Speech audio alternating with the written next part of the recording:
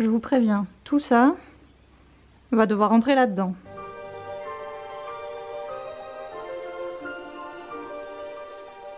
Bonjour à tous, bienvenue pour cette nouvelle vidéo sur ma chaîne. Je vous retrouve aujourd'hui pour faire une pioche estivale. Parce que dehors, il fait pas du tout un temps estival.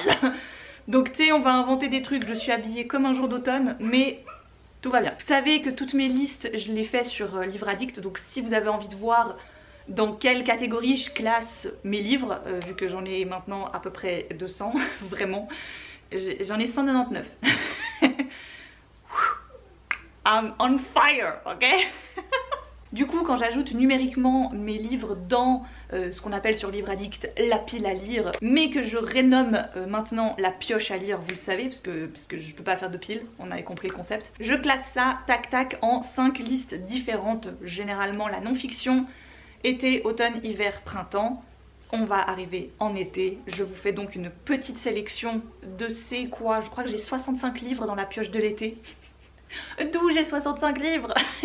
Je veux dire, j'ai calculé sur 3 mois d'été, je devrais lire 20 livres par mois. Je peux pas. Alors du coup, pour essayer de, voilà, de rendre le truc réalisable, on va dire, j'ai décidé que maintenant, pour chaque saison, je faisais une liste dans mon bureau. Et en gros, les titres qui passent sur cette liste, c'est faisable. Tu vois. Après, du moment que j'ai plus de place, bah j'ai plus de place quoi. Voilà. Est-ce que c'est forcément des livres qui attendront l'année prochaine? Peut-être et peut-être pas. Et en fait, on s'en fout un peu.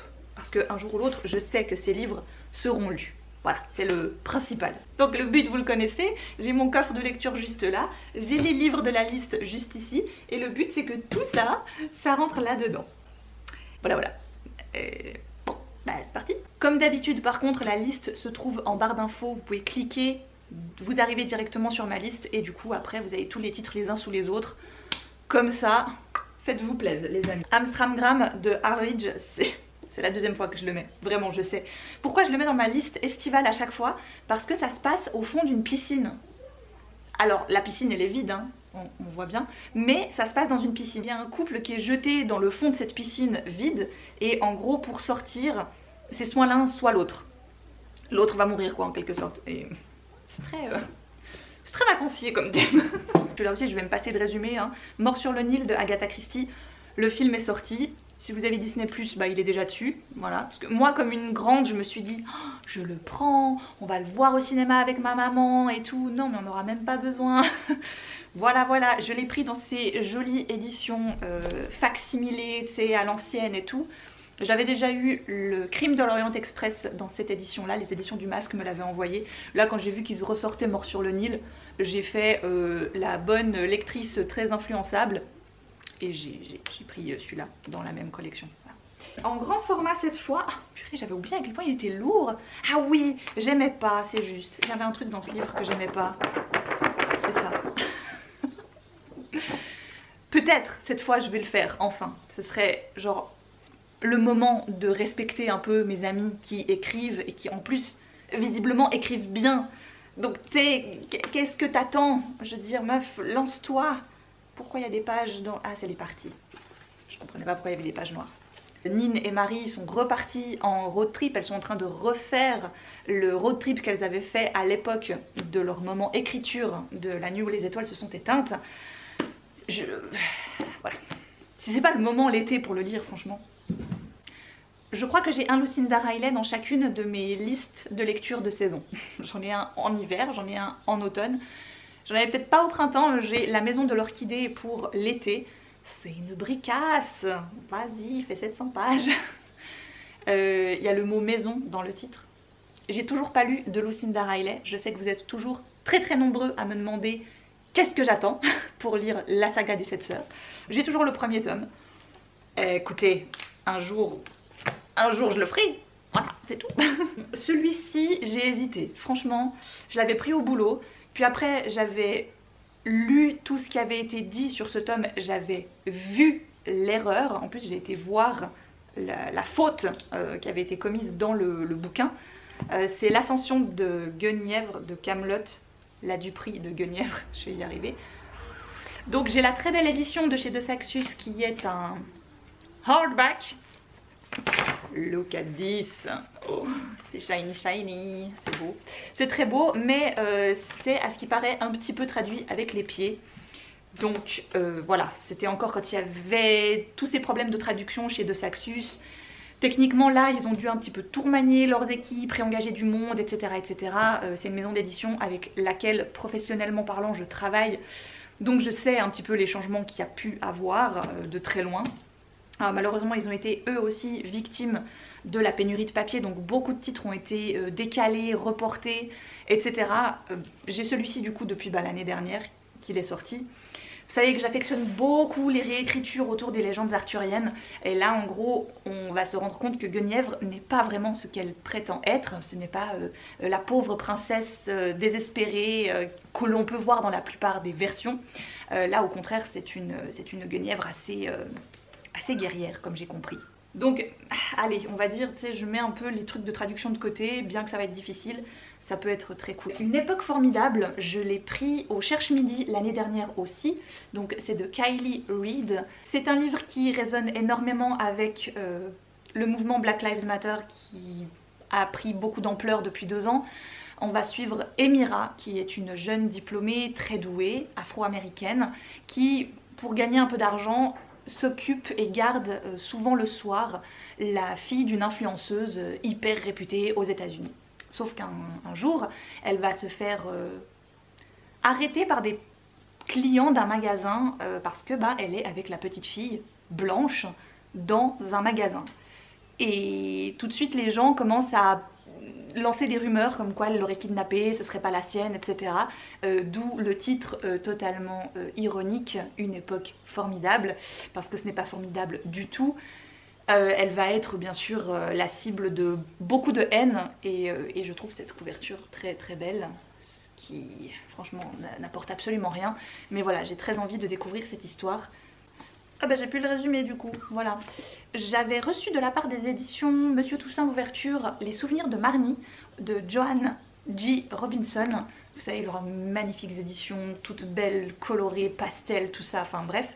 Je n'ai malheureusement plus le résumé, mais ça m'a clairement évoqué les vacances d'été, vu que c'est un petit peu ce qu'évoque le résumé dans mes souvenirs, les souvenirs de Marnie, des choses qu'une petite fille aurait vécues pendant un été ou plusieurs. Voilà, je l'avais classé l'année dernière dans cette liste-là, et cette fois je compte bien l'en sortir. De même pour le tome 2 des aventures de Anne. Là le tome 2 se nomme Anne d'Avonlea de Lucy Maud Montgomery. Vous le savez, je tente de faire un tome par saison.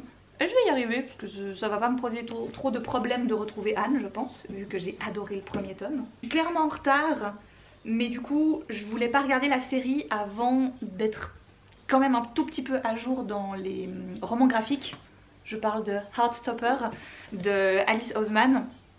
Donc je les ai pris en anglais parce que c'est très abordable, c'est très facile à lire. Bien qu'ils existent en français, je me suis dit ça va me permettre un petit peu de raviver un peu tout ça. J'avais beaucoup aimé le premier tome, j'avais vraiment eu un joli coup de cœur pour Nick et Charlie. Du coup j'ai mis le tome 2 et le tome 3 parce que le tome 4 ils ont des doudounes, donc j'ai dit je vais pas lire le tome 4, ça va pas avec la saison.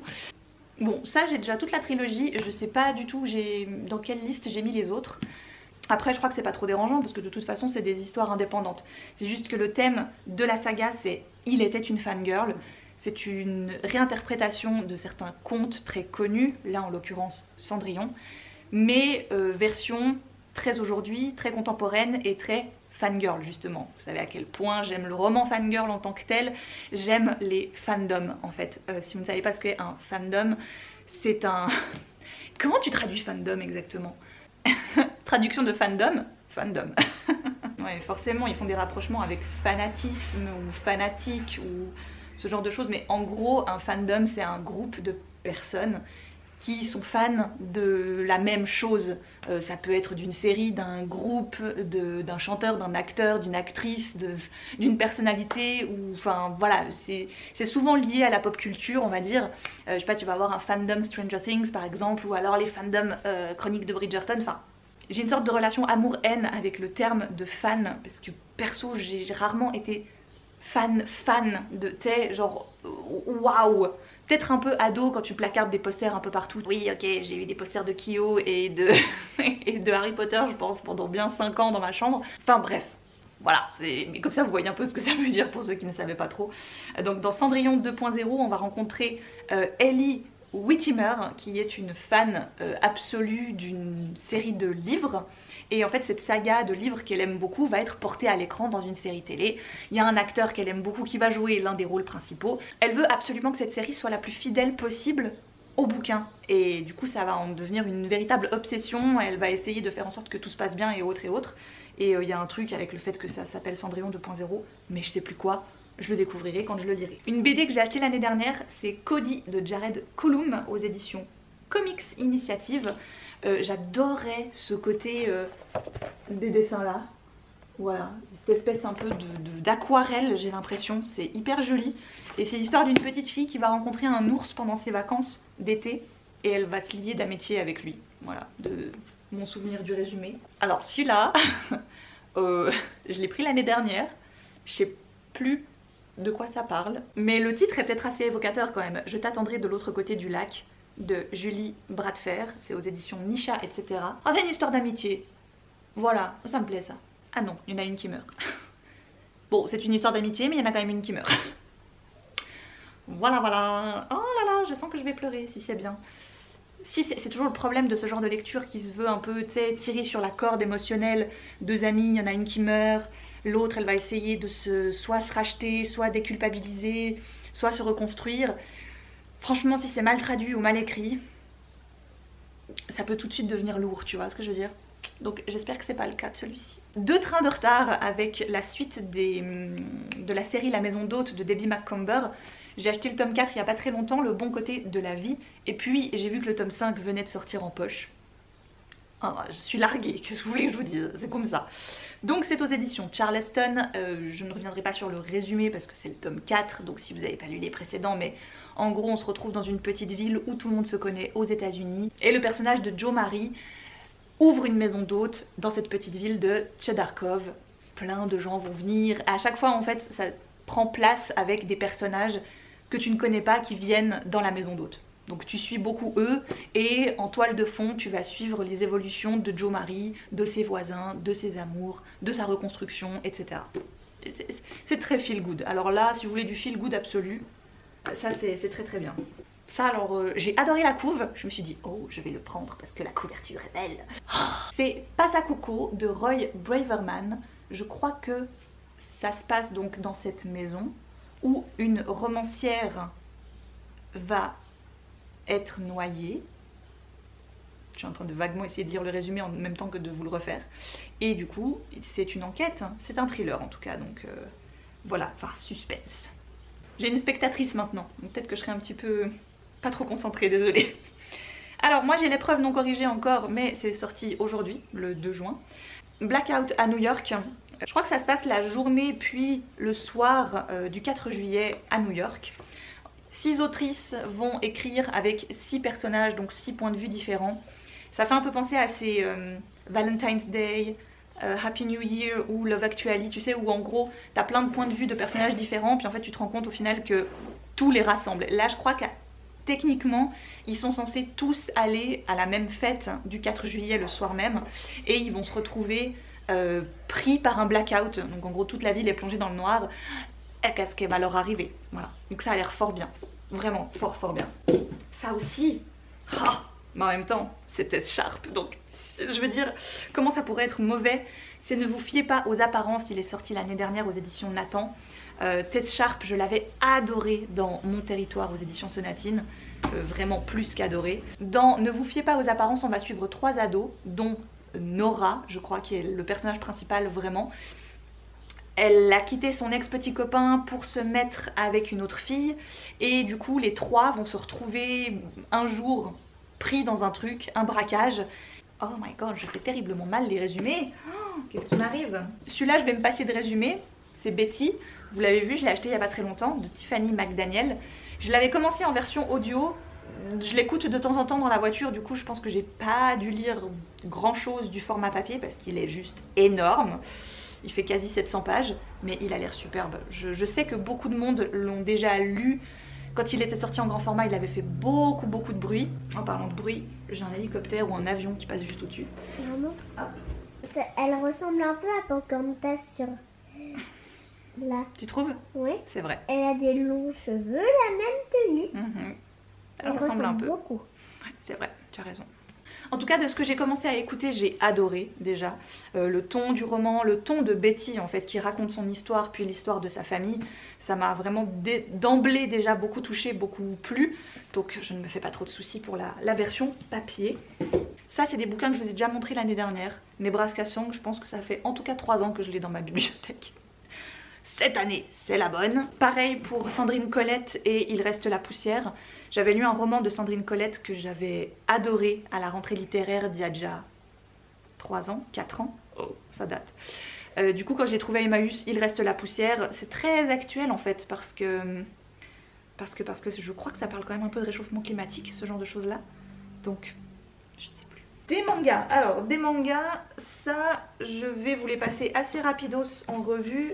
Il y a notamment 2 suites, dont L'Éden des sorcières de Yumeji, le tome 3 chez Kiyun, et le tome 5 du Renard et le petit tanuki. Voilà. C'est rigolo.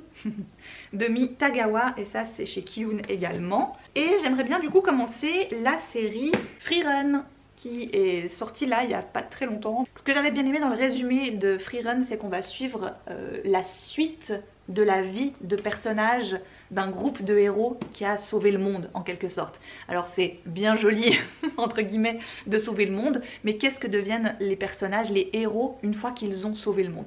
Et c'est un petit peu ce que ça évoque. Et je suis un peu en retard parce qu'il y a peut-être 3 tomes. Voilà. Un Franck Tillier. Voilà. C'est tout ce que la dame a à dire. Un Franck Tillier, voilà. J'ai plus de place. Une vie entre 2 océans de M.L. Stedman. Je sais qu'il y a un film qui est sorti de ce livre-là, que je n'ai d'ailleurs toujours pas vu, donc ça tombe bien d'un côté. L'histoire me plaît énormément vu que... Enfin, le résumé de base, il me parle beaucoup forcément parce que c'est l'histoire d'un couple qui ne peut pas avoir d'enfants. On est au début des années 1900 peut-être, hein, plus ou moins. Et un jour, ils vont trouver un bébé échoué dans une sorte de canot sur la plage. Alors au début, le mari dit qu'il va aller la porter à un orphelinat ou en tout cas à l'État. Et puis les jours passent, les semaines, les mois, les années, ils n'ont toujours pas ramené cet enfant, ils l'ont gardé un peu pour eux. Un peu comme un don du ciel, tu vois, genre on attend un enfant depuis tellement de temps et là, boum, l'enfant arrive quoi en quelque sorte. Mais bien sûr que ça ne va pas du tout se passer comme prévu. Un Laura Kashishke, Rêve de garçon. Ça je crois que ça fait un peu effet road trip parce que c'est 3 pom-pom girls qui à la fin des années 70 vont vouloir aller se baigner je ne sais où et puis elles vont tomber sur 3 garçons. Et tu sais, le truc un peu idyllique, genre il n'y a pas coup de foudre, mais il y a un peu des jeux de regard et tout, et tout le monde trouve son tout le monde, va visiblement un peu tourner au drame. Voilà.